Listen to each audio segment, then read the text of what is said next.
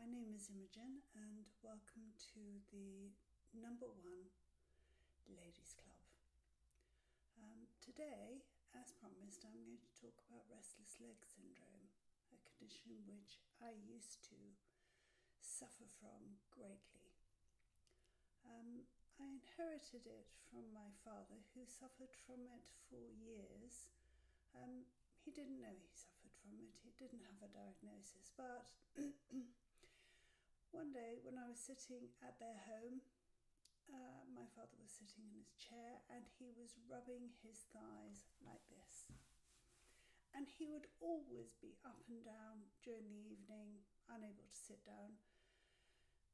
And I thought, gosh, we're doing the same thing. How interesting. I wonder if we've got the same thing. Anyway, that condition plagued him for the rest of his life, and despite him dying of pancreatic cancer, when I visited him, he was kept in bed in his last days, and the one thing that really troubled him was that he wasn't able to get up and move about because his legs were driving him mad. I mean, pancreatic cancer is such a deadly, painful disease, and yet that wasn't the thing that was bothering him. It was his legs, and I can appreciate just how bad he felt. I started getting problems with my legs probably when I was about 55 onwards. I didn't know what it was. I just knew that pain would build up in my thighs until I had to get up and move around. I just had to. There was no doubt about it.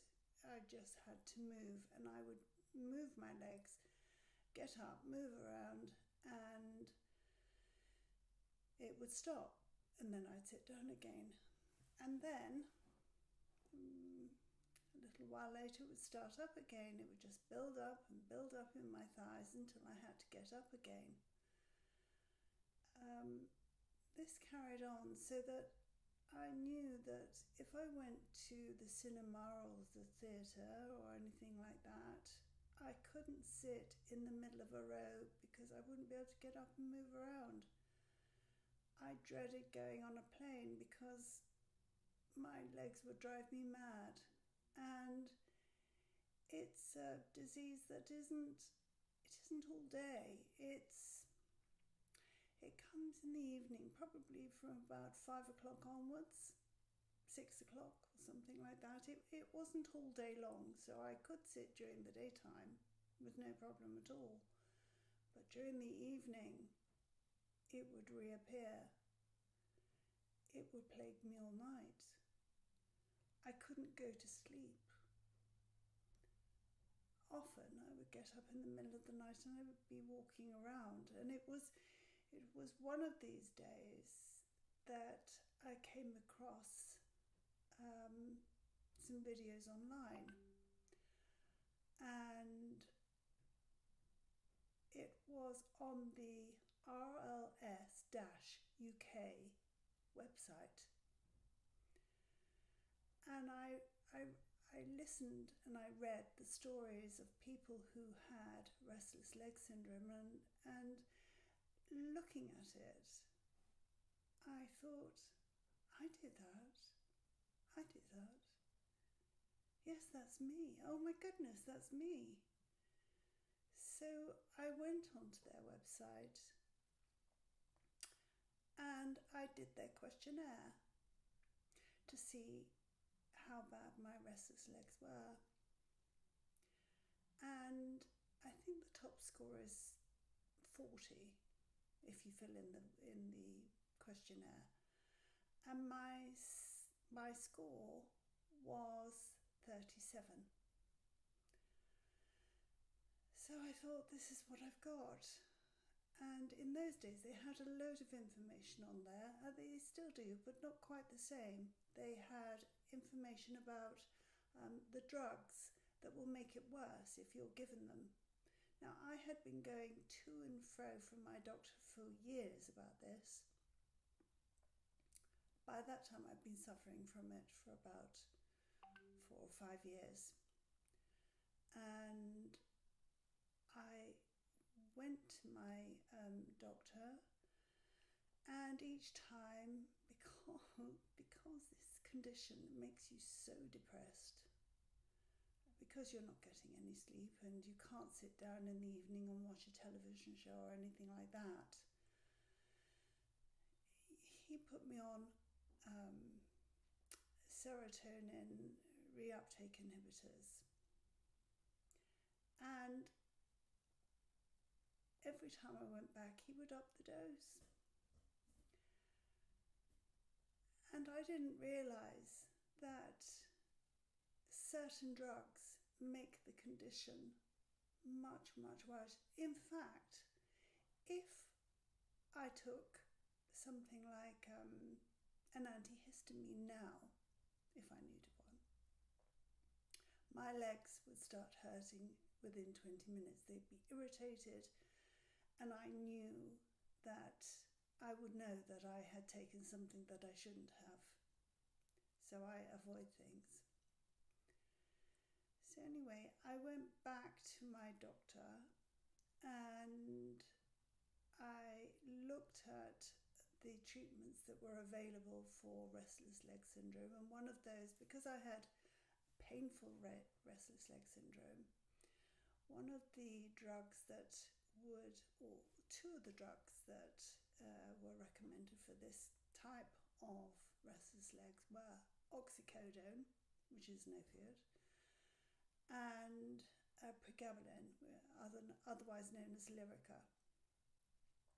So I printed everything off and I went to see my doctor and I said, this is what I've got, these are my symptoms, this is what I want, and I also want to go to see Professor Ray Chowdhury in King's College Hospital, London. So my doctor referred me to Professor Chowdhury, and after 6 months I got an appointment and I went up to London with my darling boy, and we went and I had various tests. I had brain scan, I had nerve tests with all sorts of things. Anyway, it transpires that I have a diagnosis of a type 1, which means inherited, or not caused by drugs or something else. Restless leg syndrome, painful restless leg syndrome. So I started taking pregabalin and oxycodone, and oh my goodness, it was just amazing. No pain. I could sit in the evening. My life was changed. It was miraculous. I just can't tell you how relieved and thrilled I was to not spend every evening thinking about standing up, moving around, sitting down, standing up again, rubbing my legs, thumping my legs if I were in a car.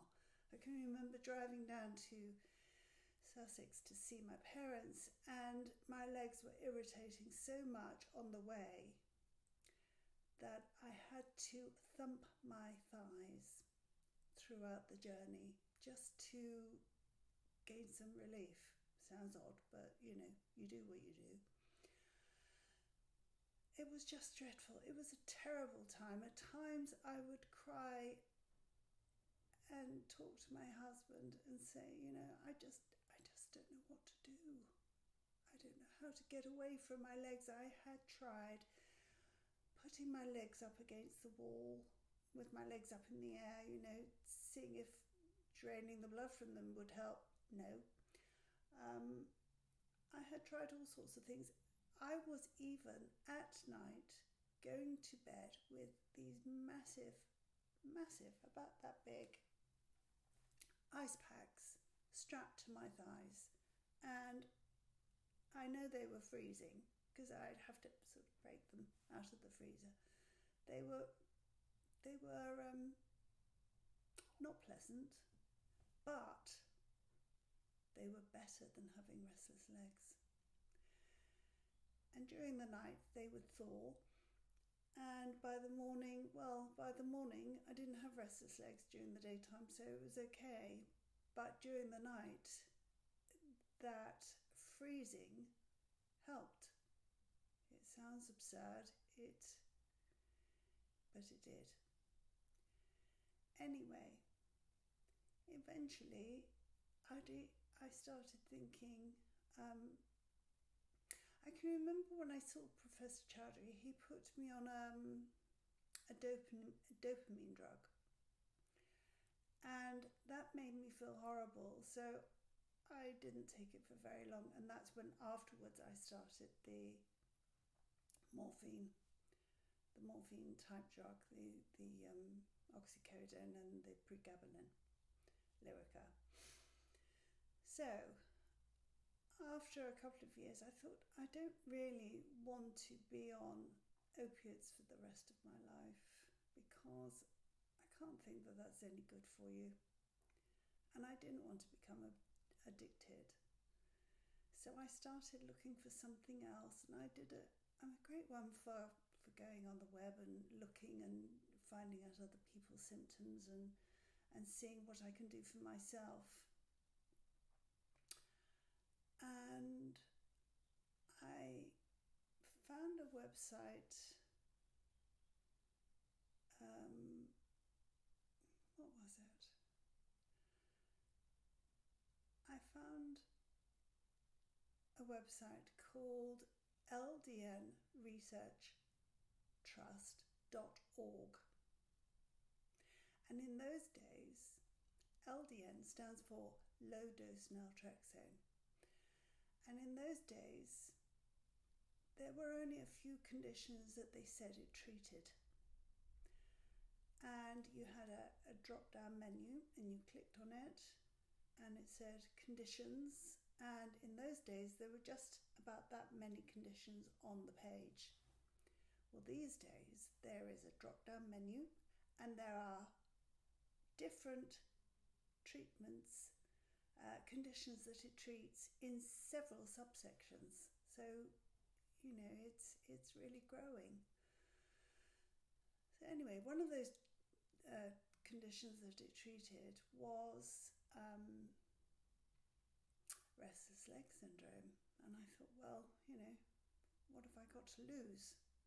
Except I was extremely fearful of coming off the drugs that I was already on, because I didn't want to go back to what I was before I started taking them. My life was a misery. So I started looking up LDN on YouTube. Great resource, isn't it? Anyway, I started looking up LDN on YouTube.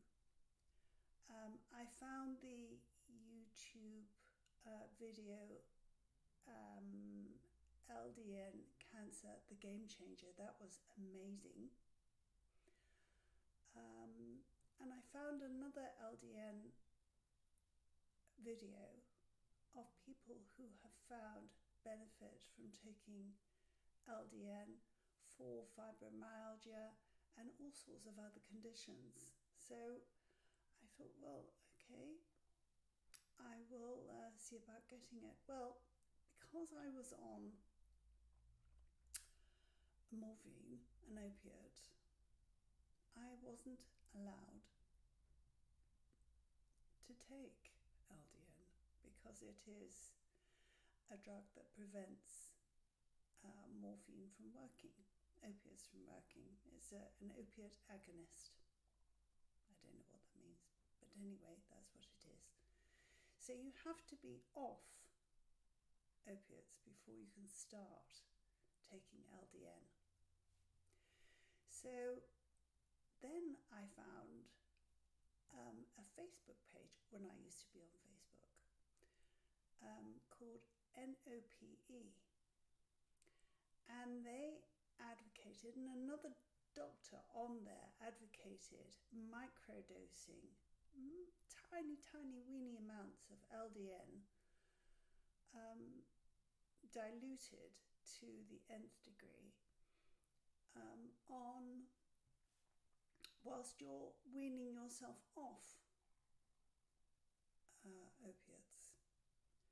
So I thought, I'll try that. And not one to be sort of put off by,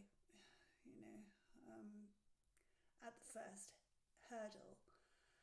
I saw another YouTube video about Dr. Bahari and his discovery on using LDN for alcoholics and drug addicts. I think it was alcoholics, but anyway, certainly it was drug addicts, but they used it in a much, much stronger form, 50 milligrams, whereas this at the maximum dose is 4.5 milligrams, so it's a very small dose, low dose. And on his video at the time, I don't know if it's still there, was this banner at the bottom of his video advertising where you could buy this LDN. Now, I know we should all be very careful about what we're going to buy from the internet, especially as you could buy anything, couldn't you? And it's not necessarily the real thing. Well, this link took me to somebody in Thailand.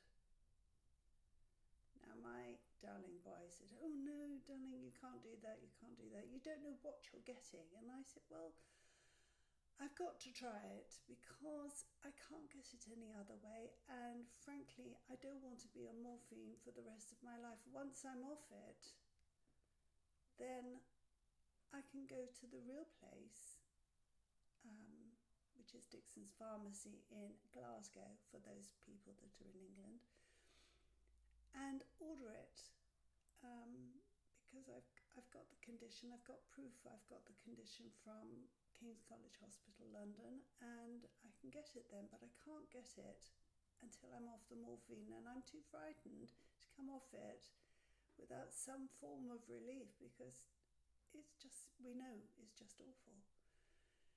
So anyway, I ordered some from Thailand.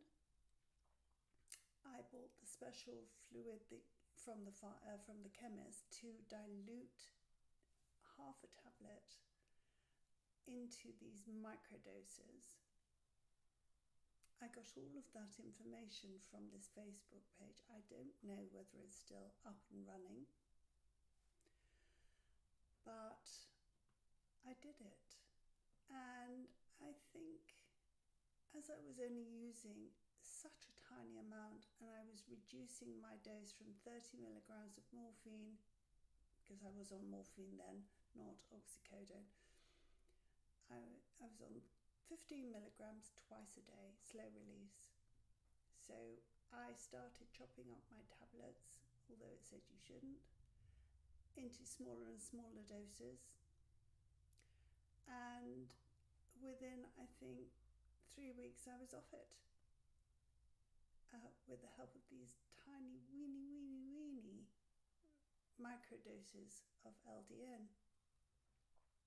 So I was off it now, and I contacted Dixon's Pharmacy from the information pages from the LDN Research Trust Conditions, etc. One of their pages, I think it was information or something like that.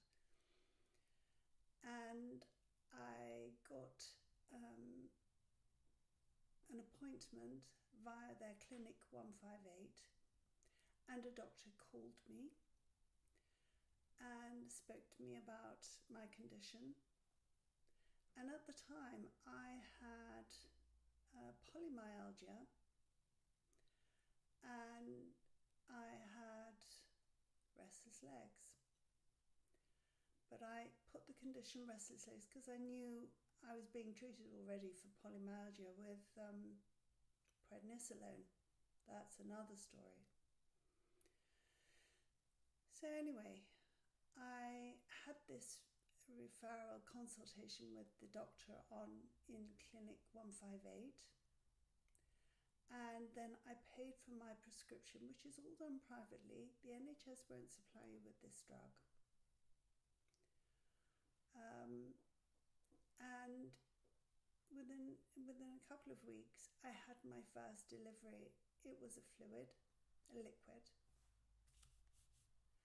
and I started taking it. I started at the minimum dose and then gradually worked my way up to 4.5 milligrams. What I did notice that I still had my restless legs, but within 3 weeks, that was it.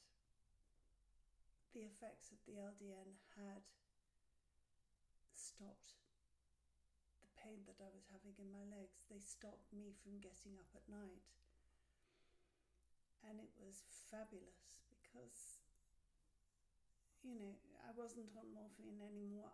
I had stopped taking the pregabalin, which is quite a nasty drug to get off, actually.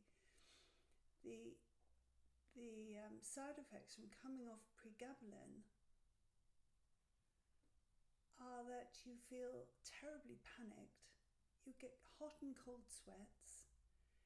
You feel as if the world is coming to an end. You really do get panicked, and you're very teary. And it was an absolutely nightmarish drug to come off, but I did. So anyway,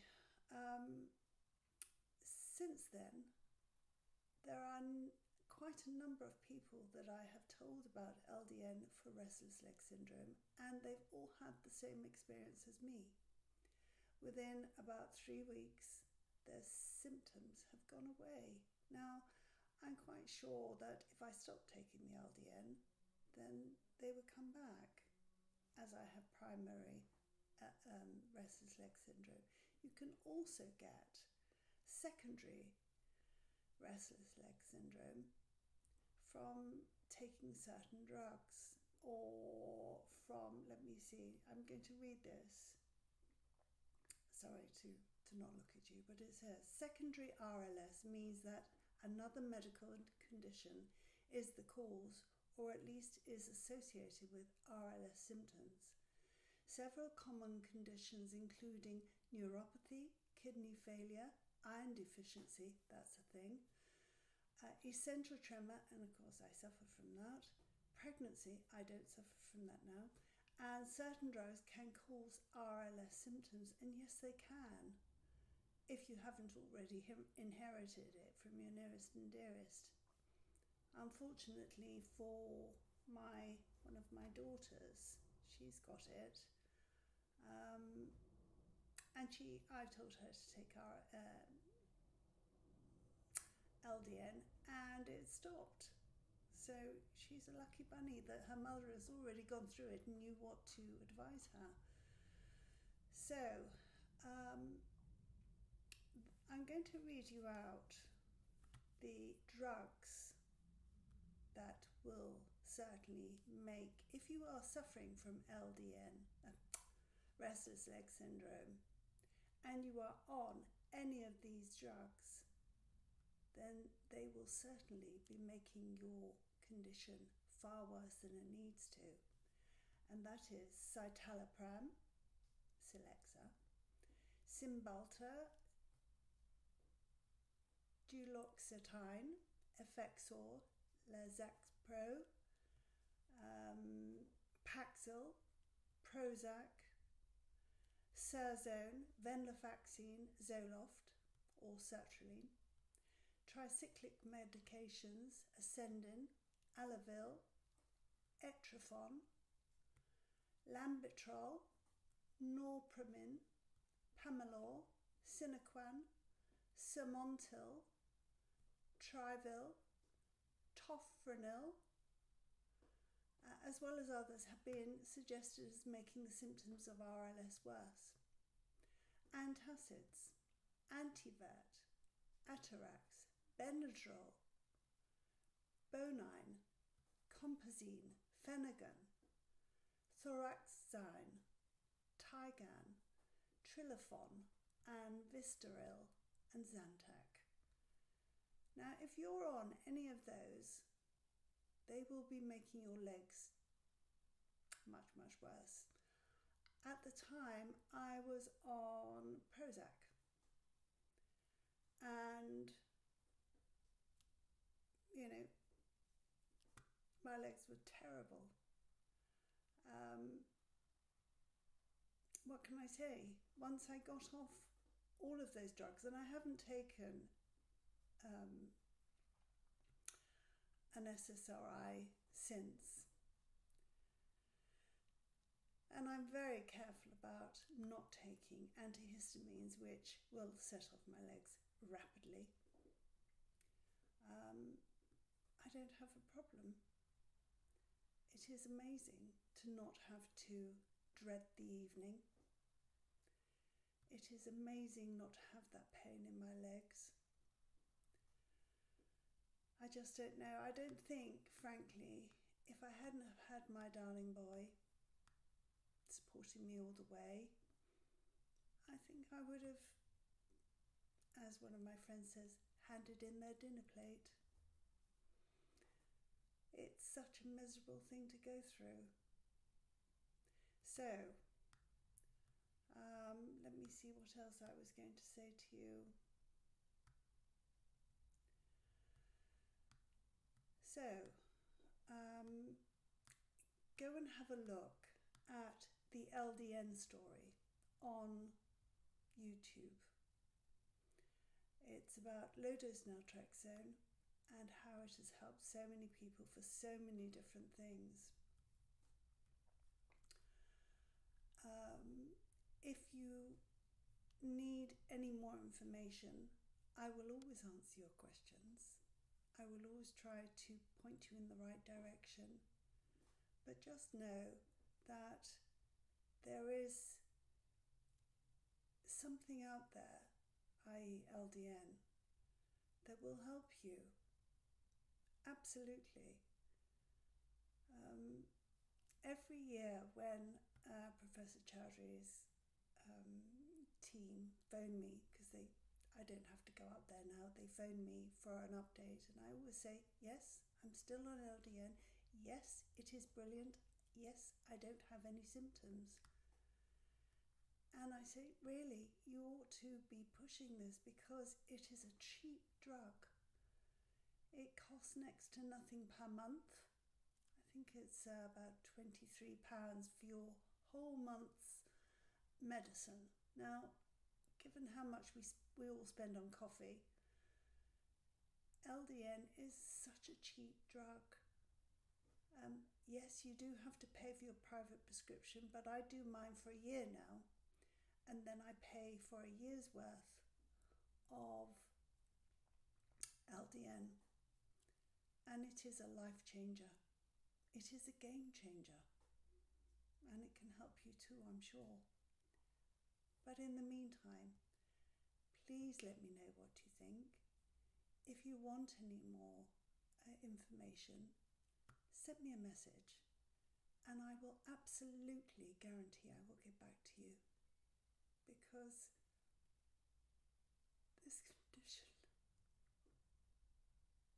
is so miserable. It makes you want to do something terrible to yourself because you don't feel like there's an end in sight. And if I can stop anybody feeling like I did, which was thoroughly miserable, then I will.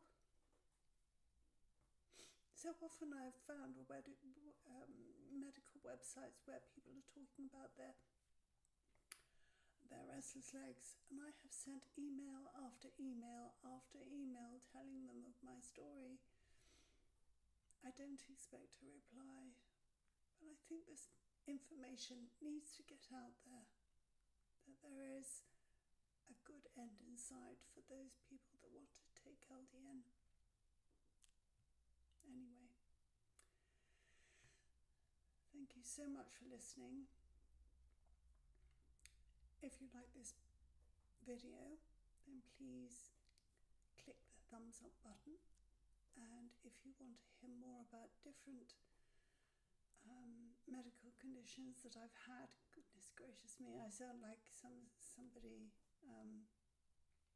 sound like a hypochondriac, don't I? But I have had all these things since I was 55. I don't know what it is. My health seemed to have gone down in a downward spiral, and one thing created another, and here we are. But I'm on the up now. I'm feeling well now, apart from my Achilles tendons. And I'm back to exercising again. So if you'd like to hear more, please subscribe. And I look forward to seeing you on the next video. Thank you. Bye-bye.